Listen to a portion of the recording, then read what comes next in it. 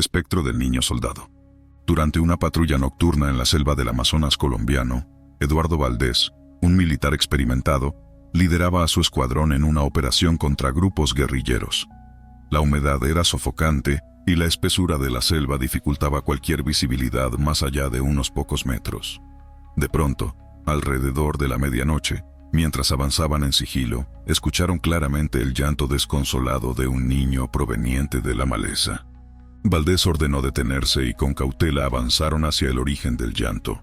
Al iluminar la zona con sus linternas, observaron, con una mezcla de sorpresa y terror, a un niño sentado en el suelo, con uniforme militar desgarrado y manchas de sangre seca cubriéndolo. El niño lloraba desconsoladamente. Alarmados, los soldados le apuntaron, pensando en una posible emboscada o trampa. «Identifícate», exigió Valdés con firmeza, apuntando con su arma hacia la figura. El niño alzó la mirada lentamente, revelando un rostro pálido y ojeroso. Con voz entrecortada dijo: «Ya estoy muerto, no quería asustarlos». Inmediatamente, el niño sacó una pistola que hasta ese instante nadie había visto. La apoyó en su sien y, ante la mirada aterrada de los soldados, apretó el gatillo. El escuadrón se estremeció por el estruendo del disparo, pero lo más escalofriante fue que la figura del niño se desvaneció instantáneamente frente a sus ojos, como si nunca hubiera estado allí. No quedó rastro alguno, ni sangre fresca ni cuerpo, solo silencio absoluto y la sensación helada de haber sido testigos de algo sobrenatural. Valdés, impactado por el suceso, preguntó entre los pobladores locales al día siguiente. Ellos aseguraron que se trataba del espíritu en pena de un menor reclutado por la guerrilla, muerto en combate años atrás. Desde entonces, Valdés y sus hombres nunca olvidaron aquel encuentro con el pequeño soldado espectral, cuya trágica aparición se convertiría en una de las historias más escalofriantes y repetidas entre los militares que operan en aquella remota y temible región amazónica. Cabeza clavada en la estaca, éramos 5 en el grupo. Ninguno era novato. No hablábamos mucho porque la selva no es un lugar donde uno quiera hacer ruido innecesario. Solo el líder de la patrulla, un sargento con más años de servicio que cualquiera de nosotros, daba órdenes en voz baja. Caminamos durante horas hasta que el sol comenzó a esconderse. Decidimos armar campamento en un claro angosto, lo suficientemente escondido para que nadie nos viera. El lugar no tenía nada de especial: árboles altos, raíces gruesas y el sonido constante de la vida nocturna. Nos repartimos turnos de guardia. Yo tenía el segundo, justo cuando la noche estaba en su punto más oscuro. Apenas cerré los ojos, un alarido me despertó de golpe. No fui el único. Todos los que estaban acostados se levantaron de inmediato, rifle en mano.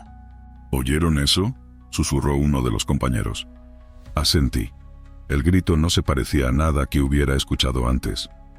No era el chillido de un animal ni el llamado de alguna ave nocturna. Sonaba humano, desesperado. «Debe ser alguien pidiendo ayuda», dijo otro, más para convencerse a sí mismo que a los demás. El sargento no dijo nada por varios segundos. Luego, en un tono bajo, ordenó que nos preparáramos. Nos movemos, pero con cuidado. Desarmamos rápido el campamento y seguimos el sonido. El grito volvió a escucharse, esta vez más adelante. Sonaba más fuerte, como si quien lo lanzaba estuviera agonizando. La selva se volvió más densa. Las raíces sobresalían del suelo como manos tratando de hacernos tropezar. El aire se sentía pesado, cargado de humedad y algo más. Algo que nos erizaba la piel. «No me gusta esto», murmuró uno de los compañeros a mi lado. No era el único que lo sentía. Algo no estaba bien, pero seguimos avanzando. Cuando al fin llegamos a un pequeño claro, lo vimos. Ahí, en el centro de un círculo de tierra despejada, había una estaca clavada en el suelo, y en la punta, una cabeza humana. El cabello estaba enmarañado, sucio. Los ojos, abiertos de par en par, nos miraban con un brillo que no debería existir en los muertos. La boca parecía querer decir algo, congelada en una mueca extraña, como si el grito que habíamos escuchado aún estuviera atrapado en su garganta. Nadie se movió, nadie respiró. Luego la cabeza parpadeó. El soldado que estaba a mi lado soltó una maldición y retrocedió. Yo no pude moverme, ni siquiera cuando la boca de la cabeza se abrió y un sonido gutural escapó de ella. No era un grito esta vez, Era algo peor. Era una risa. El sargento fue el primero en reaccionar. Levantó el rifle y disparó. El estruendo rompió el silencio de la selva, pero la cabeza no se cayó. No se rompió. No dejó de reír. «¡Vámonos!», gritó el sargento. Nadie dudó en obedecer. Salimos corriendo, pisoteando la maleza, sin mirar atrás. El grito nos siguió.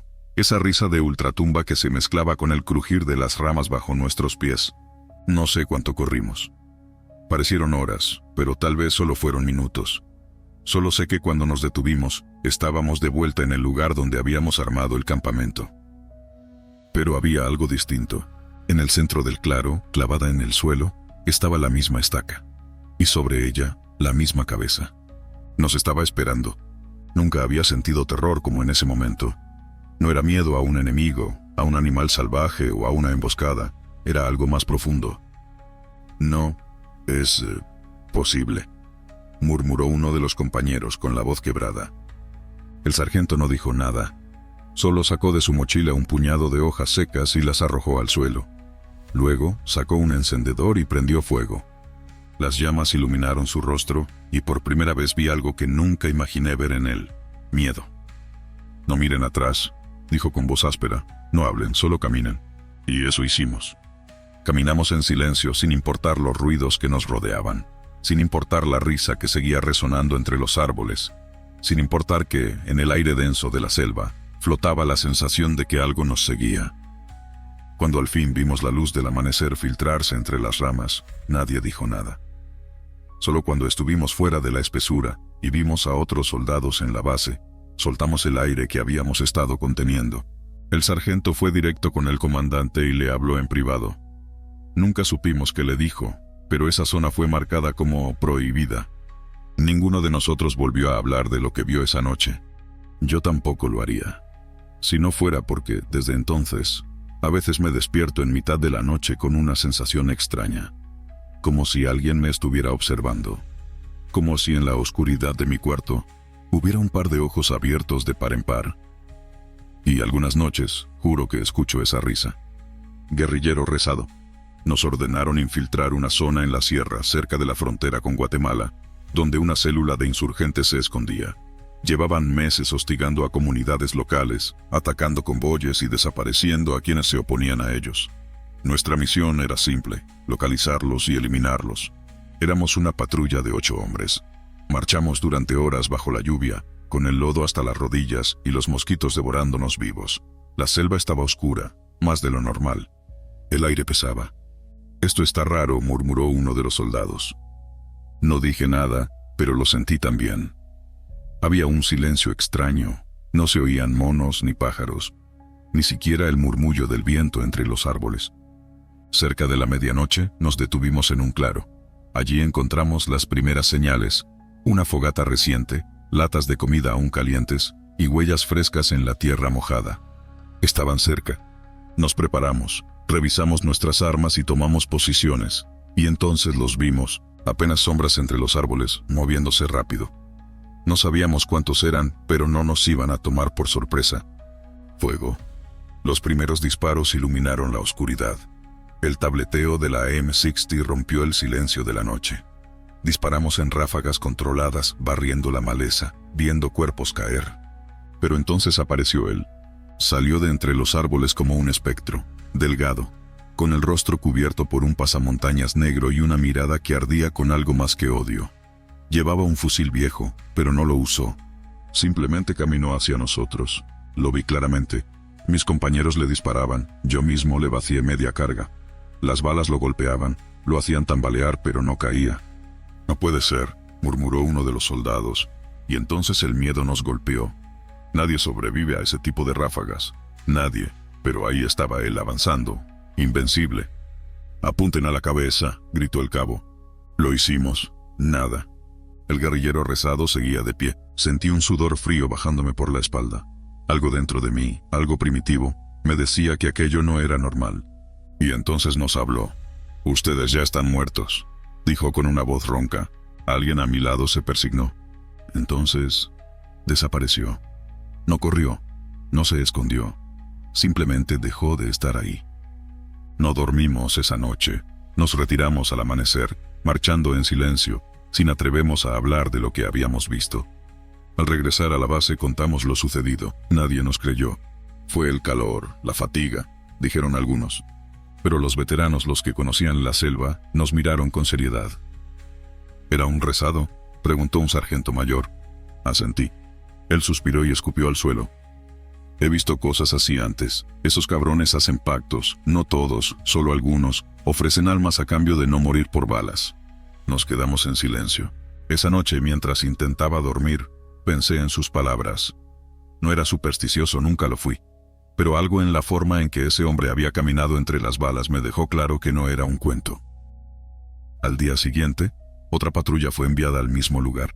Encontraron rastros de los insurgentes y encontraron cuerpos. Cuerpos sin una sola herida de bala. Nadie habló más del tema, nadie hizo preguntas.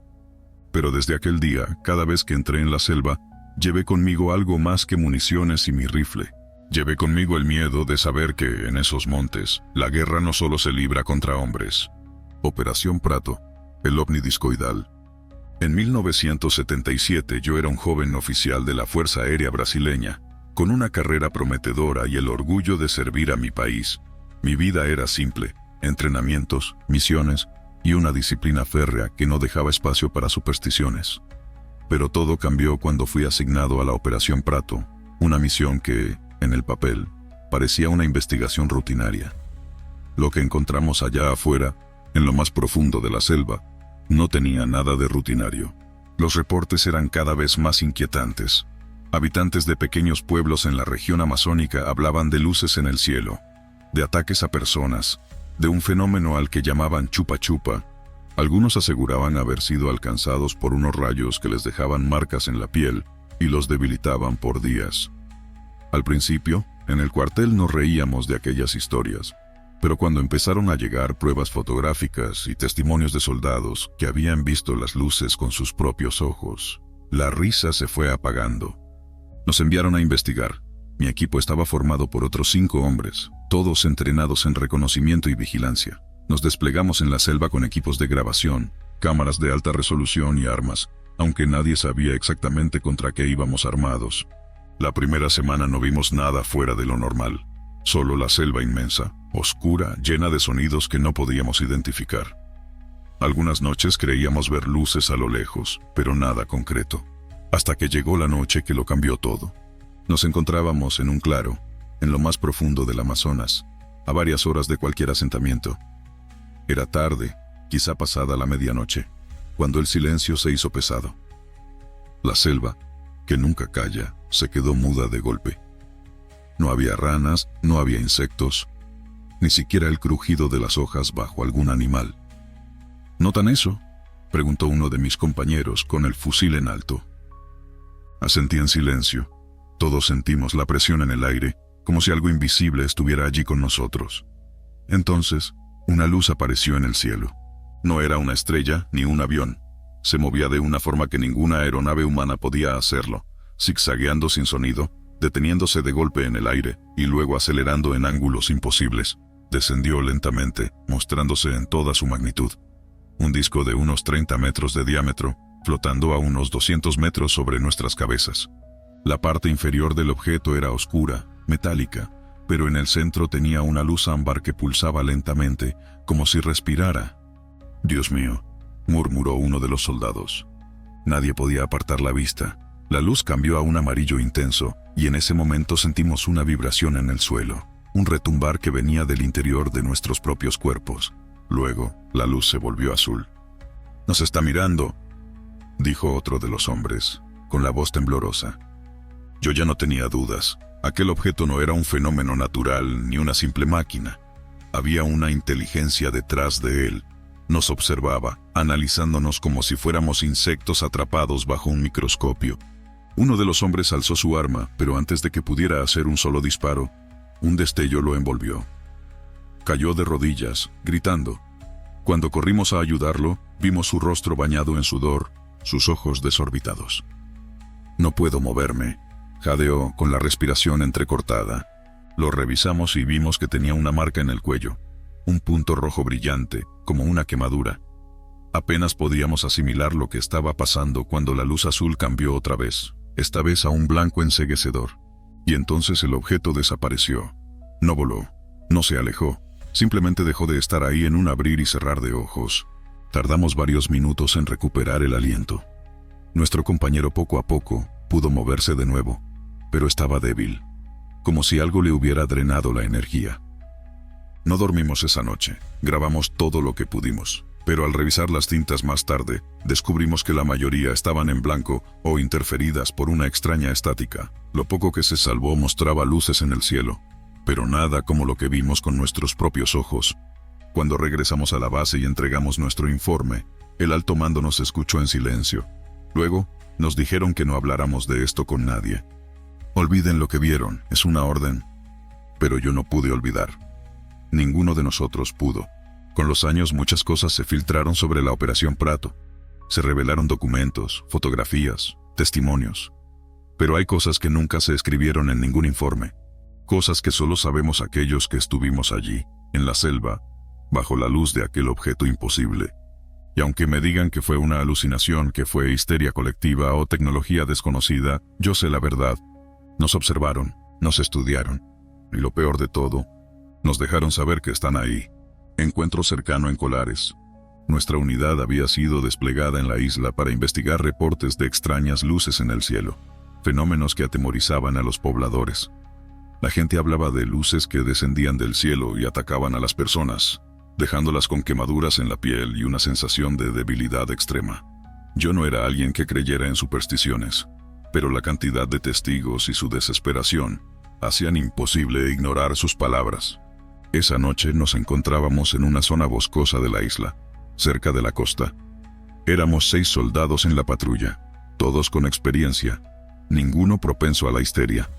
Habíamos montado un pequeño campamento y nos turnábamos para vigilar. La selva estaba en calma, demasiado tranquila para mi gusto. Ni grillos ni ranas, solo el murmullo del viento entre los árboles. Algo no estaba bien. Uno de mis compañeros apostado en el perímetro llamó nuestra atención con un silbido bajo, señalaba hacia el cielo. Lo que vi hizo que mi corazón se detuviera por un instante. Por encima de la copa de los árboles, a una distancia no mayor de 70 metros, flotaba un objeto inmenso. Su forma era alargada, como un balón de fútbol americano, pero lo que más me perturbó fueron las decenas de pequeñas ventanitas a lo largo de su estructura. El objeto permanecía suspendido en el aire, completamente silencioso. No había motores ni hélices visibles, nada que explicara cómo se mantenía ahí. Nadie se movió. No sabíamos si aquel artefacto nos había detectado o si simplemente estaba observando la zona. Fue entonces cuando una potente luz azul se encendió en su parte inferior, iluminando todo el terreno a nuestro alrededor como si fuera de día. El aire se volvió denso, pesado. Intenté moverme, pero sentí como si algo me presionara contra el suelo. Uno de los soldados intentó hablar, pero su voz se quebró en un jadeo ahogado. Sus ojos estaban desorbitados, su rostro pálido. Yo quería reaccionar, dar una orden, pero era como si mi cuerpo ya no me perteneciera. La luz nos envolvió por completo. Un zumbido bajo, casi imperceptible, comenzó a vibrar en mi cabeza. Mi visión se nubló por un instante, y cuando recuperé el enfoque, vi algo que hasta el día de hoy no logro entender. Sombras moviéndose dentro del objeto, figuras delgadas y alargadas que parecían observarnos desde aquellas ventanitas. El soldado más joven de nuestro grupo, un muchacho que apenas había cumplido su primer año en el ejército, dejó escapar un gemido ahogado y cayó de rodillas. Sus labios temblaban, su mirada estaba fija en la nave. Entonces, sin previo aviso, el artefacto comenzó a ascender lentamente. La luz azul se intensificó y en cuestión de segundos, el objeto aceleró con un estruendo que hizo vibrar el suelo. Desapareció en el cielo nocturno con una velocidad imposible. El silencio que quedó fue insoportable. Nadie habló. Nos tomó varios minutos recuperar el control de nuestros cuerpos. El muchacho que se había desplomado sollozaba en silencio. Nadie lo reprendió. Regresamos al campamento en completo mutismo. La experiencia nos había dejado marcados. No podíamos hablar de ello sin que nuestras voces temblaran. Cuando entregamos nuestro informe, los superiores nos escucharon con rostros impenetrables. No hubo burlas ni escepticismo, solo asentimientos y órdenes de seguir con la misión. Aquel suceso quedó archivado en los registros de la Operación Prato, pero la realidad es que jamás se discutió abiertamente. Entre nosotros, los que estuvimos esa noche en la selva, hay un acuerdo tácito. Lo que vimos fue real, pero nunca podremos entenderlo por completo. He pasado años tratando de encontrar una explicación lógica. Me gustaría decir que fue una ilusión, una alucinación colectiva, pero sería mentirme a mí mismo. Porque cada vez que cierro los ojos aún veo esas sombras en las ventanitas. Aún siento la presión de esa luz azul. Y sé con cada fibra de mi ser que fuimos observados, que nos estudiaron, y que, quizás, algún día regresarán. Patrulla duplicada. Era finales de los años 80. La selva peruana ardía en violencia. Grupos terroristas sembraban el caos en las aldeas, y nuestro batallón tenía la tarea de neutralizar cualquier amenaza en la zona de Pucallpa. Yo era suboficial, con experiencia suficiente para saber que la selva podía tragarse a los hombres, sin dejar rastro. Pero nada me había preparado para lo que ocurrió aquella noche. Salimos al anochecer, una patrulla de 18 soldados. Íbamos en fila, avanzando con cautela por la trocha apenas iluminada por la luna. Los árboles se cerraban sobre nosotros como si la selva misma nos vigilara. El único sonido era el de nuestros pasos y el zumbido de los insectos. Cuando llevábamos un buen tramo recorrido, ordené una breve pausa para hidratarnos y pasar lista. Lo hice casi por inercia, sin esperar nada fuera de lo normal. Pero cuando terminé de contar, sentí un escalofrío. Éramos 19. Debe ser un error, me dije en voz baja antes de contar de nuevo. Pero el resultado fue el mismo. Miré a los hombres, cada uno con su uniforme empapado de sudor, el fusil al hombro, los rostros curtidos por la fatiga. Todos me parecían conocidos, pero había uno de más. ¿Quién falta en la cuenta?, pregunté con voz firme. Los soldados se miraron entre sí, desconcertados. Ninguno respondía. Yo tampoco podía señalar al infiltrado. Era idéntico a cualquiera de nosotros. Mi sangre se heló cuando uno de los soldados susurró: «Suboficial, hay dos como yo». Me giré hacia la voz. Un soldado de rostro familiar tenía la mirada clavada en alguien más, unos pasos adelante.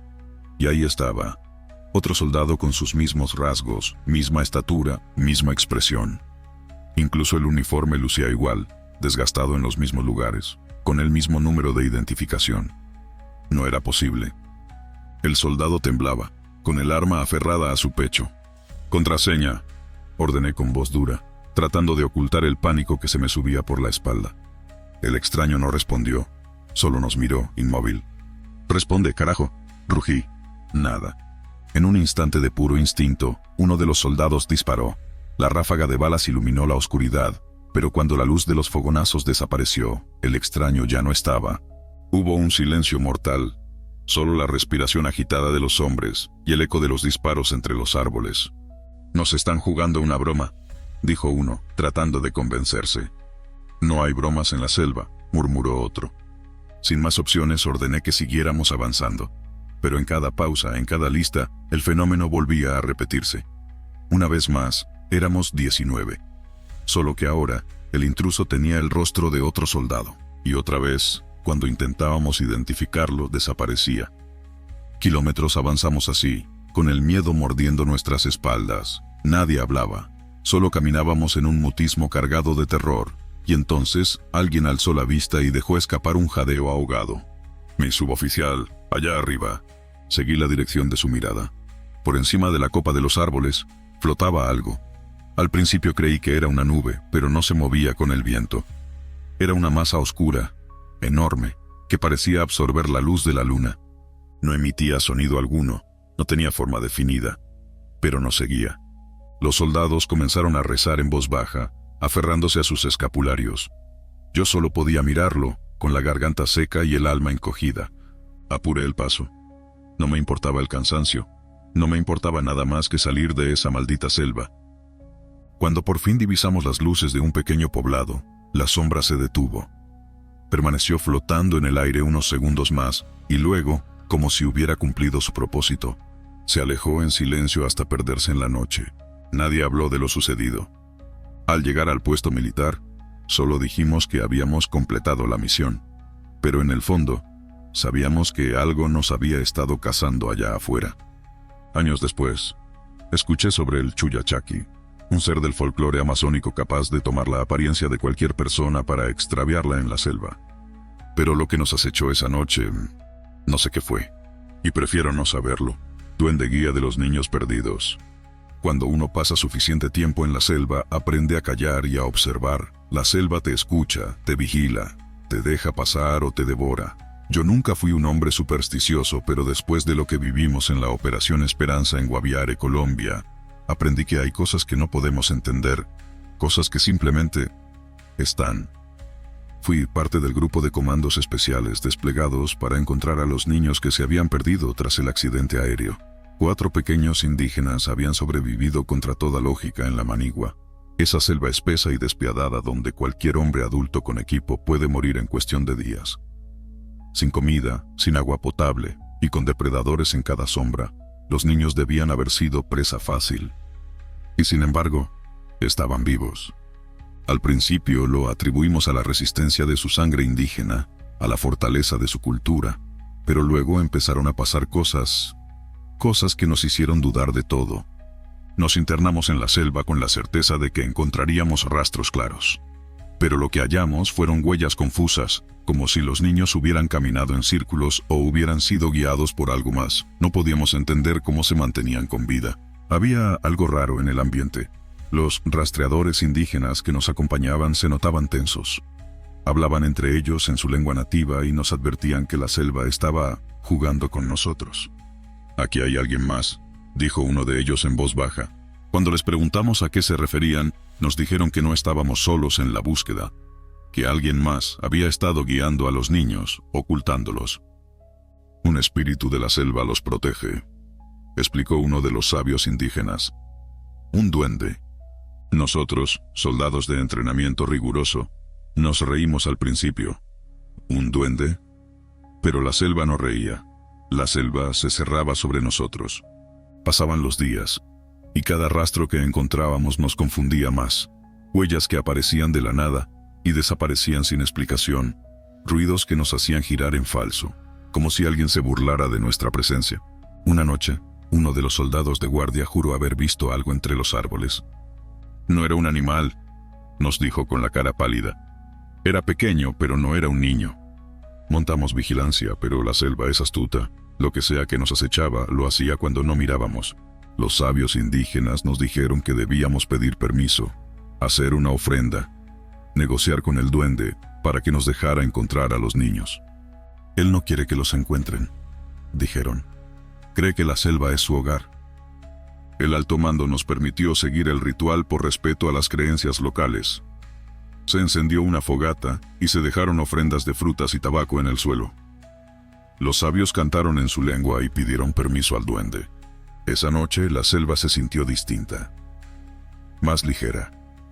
Y al amanecer encontramos la primera pista real: trozos de fruta mordida, marcas recientes en la tierra. Estábamos cerca. Las últimas horas fueron una carrera contra algo que no entendíamos. Podíamos oír a los niños, pero no los veíamos. Era como si la selva los tragara y nos escupiera en otra dirección. Uno de los soldados cayó de rodillas y murmuró con los ojos abiertos de terror. Lo vi, era pequeño, me sonrió. Alguien lo zarandeó, le gritó que se calmara, pero el hombre estaba al borde del colapso. Fue entonces cuando, de la nada, los encontramos. 4 niños cubiertos de barro y hojas, mirándonos con los ojos grandes y oscuros de quienes han visto cosas que los demás no entenderían. El mayor de ellos se acercó a uno de los sabios y le dijo algo en su idioma. El viejo asintió con gravedad. Él los dejó ir. No preguntamos más. No queríamos saber. Mientras sacábamos a los niños de la selva sentí algo en la nuca, algo mirando. No me giré. Habíamos ganado, pero no porque fuéramos más fuertes o más inteligentes. Nos habían dejado ganar. Y en la selva, los favores siempre se pagan. Entidad encapuchada del campamento. Todo sucedió en lo profundo del Amazonas colombiano, en los años en que las patrullas antiguerrilla eran enviadas a rastrear campamentos enemigos. Estábamos metidos en esa selva densa y húmeda, donde cada sombra parecía moverse y cada sonido podía significar la muerte. Yo era un soldado más, joven pero con cierta experiencia. No un héroe, no un cobarde, solo alguien que intentaba sobrevivir. Nos enviaron a una misión de reconocimiento, Nuestro pelotón, compuesto por más de una decena de hombres, avanzó durante días hasta que encontramos un claro junto a un arroyo. Era el lugar ideal para montar campamento. La vegetación era espesa, pero había suficiente espacio para dormir y organizar turnos de vigilancia. El sol apenas se filtraba entre las copas de los árboles y el calor era sofocante. La primera noche transcurrió sin incidentes, solo el sonido de la selva, con su coro interminable de insectos y aves nocturnas. La segunda noche, sin embargo, fue cuando lo vimos por primera vez. Era tarde. Yo estaba en mi turno de guardia con otro compañero, Medina, cuando sentí una extraña sensación en la nuca, como si alguien nos observara. Me giré instintivamente y ahí estaba. A unos metros, entre los árboles, se alzaba la silueta de un hombre alto, envuelto en una capucha negra. No se movía, no emitía sonido, solo estaba ahí, mirándonos. ¿Lo ves?, murmuró Medina con la voz tensa. Sí, respondí apretando el fusil. Le apuntamos, pero no disparé de inmediato. Algo en su quietud, en su forma de estar parado, me hizo dudar. Entonces, sin previo aviso, la figura simplemente se desvaneció en la oscuridad, como si nunca hubiera estado ahí. No despertamos a los demás, pero en la mañana les contamos lo que vimos. La reacción fue variada. Algunos pensaron que estábamos demasiado cansados.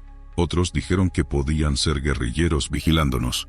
Acordamos montar guardias dobles y estar atentos. La tercera noche fue peor. La figura volvió a aparecer, esta vez más cerca. Medina y otro soldado abrieron fuego, pero los disparos parecieron no hacerle nada. Ni siquiera retrocedió, solo se quedó ahí, observándonos, y luego se desvaneció de nuevo. Al amanecer, revisamos la zona donde lo habíamos visto. No había rastros de sangre, ni balas en los árboles. Pero sí encontramos algo más perturbador, unas huellas extrañas alrededor del campamento. No eran de botas ni de ningún animal conocido. Eran marcas alargadas, como si algo descalzo y no del todo humano hubiera caminado alrededor nuestro. Esa noche Medina desapareció. Estaba de guardia cuando lo escuchamos gritar. Corrimos hacia su posición, pero lo único que encontramos fue su fusil tirado en el suelo. No había señales de lucha, no había sangre. Era como si algo lo hubiera tomado sin hacer ruido y se lo hubiera llevado a la espesura.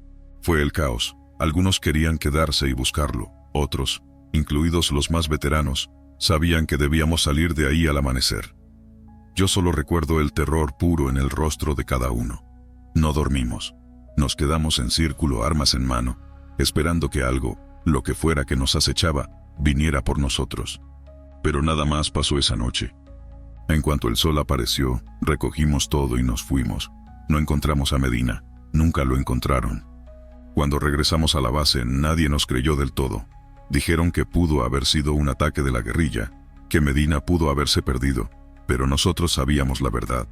Habíamos visto algo que no debería existir, algo que nos cazó en la selva sin que pudiéramos hacer nada. Pedí mi baja poco después. Nunca volví a la selva. Pero a veces, en las noches más silenciosas, cuando cierro los ojos, aún siento que algo me observa. Hechicería en la guerra del Congo. Empezó cuando nos mandaron a apoyar a las fuerzas locales en la República del Congo. El enemigo eran los Simba, guerrilleros fanáticos que creían que los hacía invulnerables la magia de sus brujos. Escuchábamos historias de que podían correr hacia las balas sin miedo, de que sus hechiceros les hacían beber pociones para hacerse invisibles y que, cuando la luna estaba llena, algo salía de la selva a ayudarlos. Yo no creía en esas cosas. Nadie en el escuadrón lo hacía. Éramos hombres de guerra, entrenados para el combate, no para cuentos de brujas. Pero, ¿cómo explicas lo que nos pasó en aquel pueblo? Nos mandaron a una aldea en lo profundo de la selva, donde un grupo de Simba había masacrado a civiles y se había refugiado. Cuando llegamos no encontramos guerrilleros, no encontramos a nadie, solo los cuerpos. Los cadáveres estaban dispuestos en un patrón extraño, como si alguien los hubiera acomodado con un propósito que no entendíamos. El silencio era absoluto, sin animales, sin viento, solo la sensación de que algo nos estaba observando. Fue entonces cuando empezamos a oír los tambores. Lejos, primero, como un eco. Luego más cerca. Un ritmo lento, constante, como un corazón latiendo bajo la tierra. «Es un ritual», murmuró uno de los nuestros. «Algo están haciendo». Lo ignoramos. Nos ordenaron hacer reconocimiento nocturno. Éramos 6, bien armados, con visión nocturna. Pero la jungla tenía sus propias reglas. Mientras avanzábamos, la vegetación se cerraba detrás de nosotros. Caminábamos en círculos sin darnos cuenta. Uno de los hombres, veterano de muchas guerras, dijo algo que me heló la sangre. No estamos solos, no sé cómo lo supo, pero tenía razón. Algo nos seguía. Algo que nunca vimos del todo, pero que se movía entre los árboles. De pronto uno de los nuestros gritó. Corrió hacia adelante como si algo invisible lo hubiera tomado. Cuando lo alcanzamos, estaba de rodillas, mirando a la nada, murmurando cosas en un idioma que ninguno reconoció. Intentamos sacudirlo, hablarle, pero él solo repetía las mismas palabras una y otra vez, como si ya no estuviera con nosotros. Fue entonces cuando la selva respiró. No tengo otra forma de decirlo. El aire cambió, el suelo vibró, y las sombras se movieron como si tuvieran vida propia. Y en medio de la oscuridad, los vimos. Ojos. Decenas, cientos de ojos abriéndose en la noche, observándonos desde todas direcciones. No disparamos, no porque no quisiéramos, sino porque algo nos tenía paralizados. Un peso en el pecho, un terror que no era natural. Después todo se volvió caos. Corrimos, dejamos atrás a nuestro compañero, dejamos atrás nuestras mochilas, nuestra estrategia. Solo queríamos salir de allí. Cuando finalmente volvimos al campamento, nadie nos creyó. Dijeron que habíamos sido víctimas del cansancio, de la paranoia, pero nosotros sabíamos la verdad. Al día siguiente mandaron a otro grupo a buscar a nuestro compañero. Regresaron con un informe oficial. Desaparecido en acción. Pero en privado uno de los soldados me contó lo que realmente encontraron. Su uniforme estaba ahí, pero él no. Solo la ropa, doblada cuidadosamente, y su rifle, apoyado contra un árbol, como si algo lo hubiera desvanecido. Nunca volví a ver la guerra de la misma forma.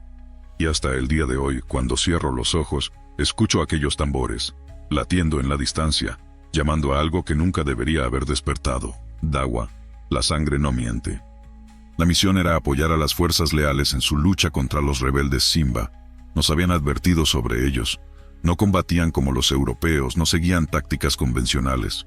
Eran fieros, brutales, pero lo más inquietante eran los rumores sobre sus rituales. Se decía que usaban magia para detener las balas, que realizaban sacrificios para volverse invulnerables. Yo no era supersticioso, pero lo que vi aquella noche cambió todo lo que creía posible. Nos internamos en la selva con un pelotón reducido, avanzando con cautela. No podíamos confiar en la oscuridad, porque en ella se movían sombras que no eran nuestras. Dicen que los Simba creen en un tipo de hechizo que los hace inmunes a las balas, murmuró uno de los soldados. Otro rió, pero sin ganas. Si fuera cierto, ya nos habrían matado a todos, pero la selva tenía su propio juicio. Esa noche nos apostamos en un claro, asegurando el perímetro. Estábamos en la boca del lobo y lo sabíamos.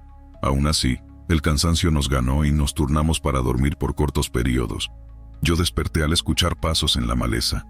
Me incorporé en silencio, agarrando mi rifle. Los sonidos eran irregulares, como si algo grande se deslizara entre los árboles. El grito llegó de repente. Un centinela cayó al suelo convulsionando con espuma en la boca.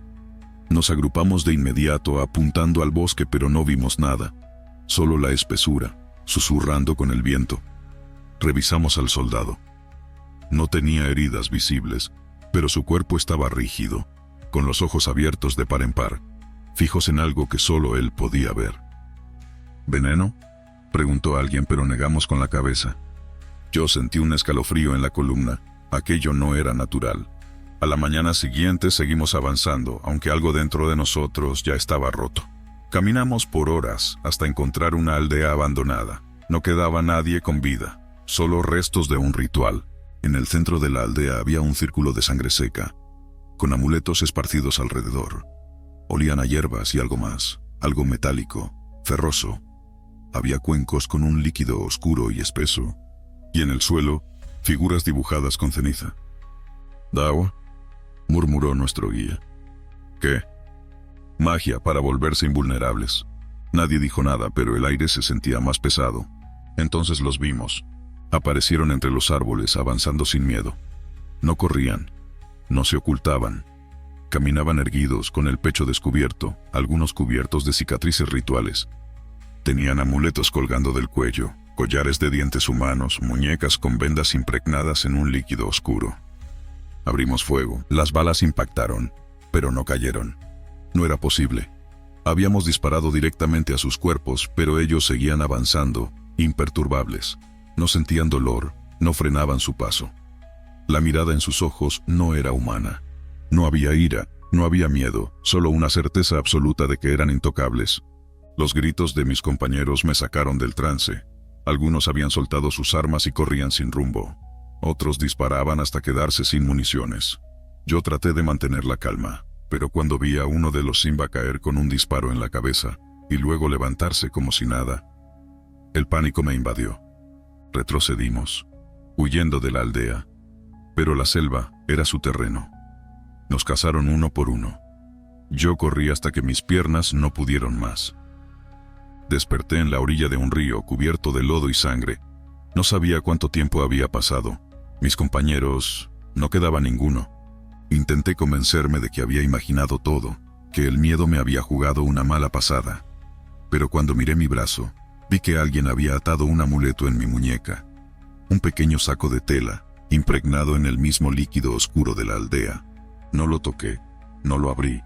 Solo lo dejé ahí, y desde entonces nunca más me alcanzó una bala.